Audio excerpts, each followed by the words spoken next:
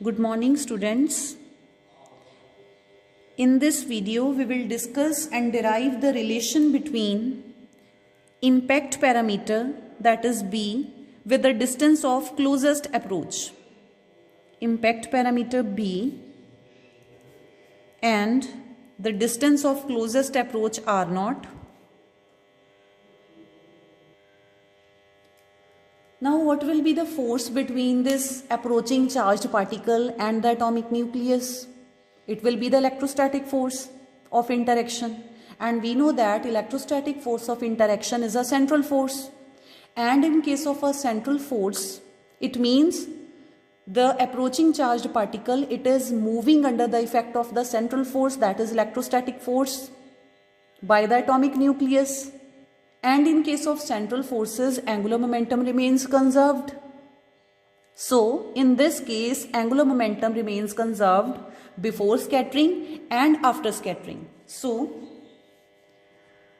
angular momentum of the charged particle, angular momentum of the charged particle before scattering, and before scattering the charged particle, it was at a large distance from the atomic nucleus. So angular momentum of the charged particle when it is at large distance from the atomic nucleus.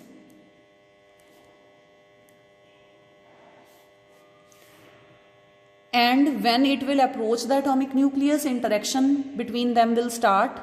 So after interaction it will get scattered. So after scattering, the angular momentum of the system, that will remain same. So it is equal to the angular momentum of the charged particle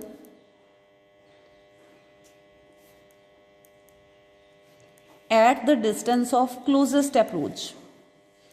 Means angular momentum of the charged particle, it will remain same at every point because it remains conserved under the effect of central force. So it will be same at the distance of closest approach, that is R0. So what is angular momentum? It is mvr. So what is the mass of the charged particle? It is m. What is the velocity of the charged particle when it is at large distance from the nucleus? That is u vector. So what will be its magnitude? It will be u. And when this charged particle, it is at a very large distance from the nucleus, what is its perpendicular distance from the center of the force? It is b, that is impact parameter. It is equal to angular momentum of the charged particle at the distance of closest approach. So what is the mass of the particle? It is again m. So at the distance of closest approach, this particle, it will get scattered. And after scattering, its velocity will change from u. So suppose that its velocity is, after getting scattered, its velocity is v0. So m into v0. And at the distance of closest approach, what is the distance of this charged particle from the center of the force? It is R0. So this m and m will be cancelled out.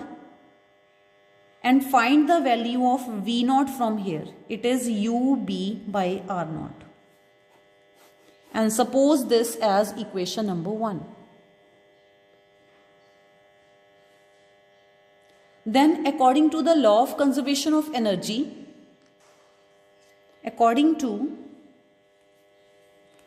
here we have used law of conservation of angular momentum in case of central force. Now according to the law of, we have also studied that law of conservation of energy also holds in case of central forces.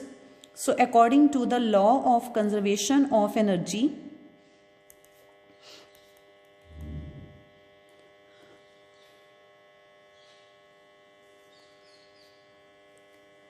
total energy of the charged particle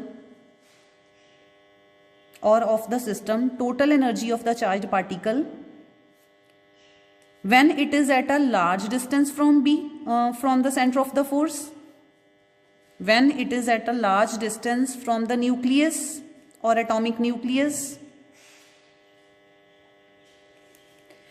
it will be equal to the total energy of the charged particle, total energy of the charged particle at distance of closest approach, at distance of closest approach. So what is the total energy of the charged particle when it is at a large distance from the atomic nucleus? When this particle, it is at a large distance from the atomic nucleus, at that time there will be no interaction between the two. If interaction between the two is zero, it means potential energy of the system will be zero. So total energy of the charged particle, it will be purely kinetic in nature when it is at a large distance from the nucleus. So it will be half mu square. It is equal to, at the distance of closest approach, there will be interaction between the two. So total energy will be the sum of kinetic energy and potential energy. So what will be the kinetic energy at the distance of closest approach? It will be half v naught square. Plus what will be the potential energy? Potential energy between two charged particles, we know that it is equal to 1 by 4 pi epsilon naught q1 q2 by r. So it will be 1 by 4 pi epsilon naught. Q1 is Ze plus Ze and Q2 is Z dash E, divided by distance between the two is at distance of closest approach, that is R naught. Now from this equation 1, put the value of V naught in this equation and what you will get? Half mu square, it is equal to half u square b square by r naught square plus z square e dash, no, it will be z into z dash, z into z dash e into e by 4 pi epsilon naught r naught. Now move this term to this side and what you will get? You will take half mu square common. So we will have half mu square common and inside the bracket we will have 1 minus b square by r naught square. It is equal to z dash e square by 4 pi epsilon naught r naught. Now what is this half mu square? It is the total energy when the charged particle, it is at large distance from the atomic nucleus, into 1 minus b square by r naught square. It is equal to z dash e square by 4 pi epsilon naught r naught. And we have to derive the relation between b and r naught. So move this e to this side. You will get 1 minus b square by r naught square. It is equal to z dash e square by 4 pi epsilon naught r naught e. And now move this minus b square by r naught square to this side and move this term to this side and you will get 1 minus z dash e square by 4 pi epsilon naught r naught e. It is equal to b square by r naught square.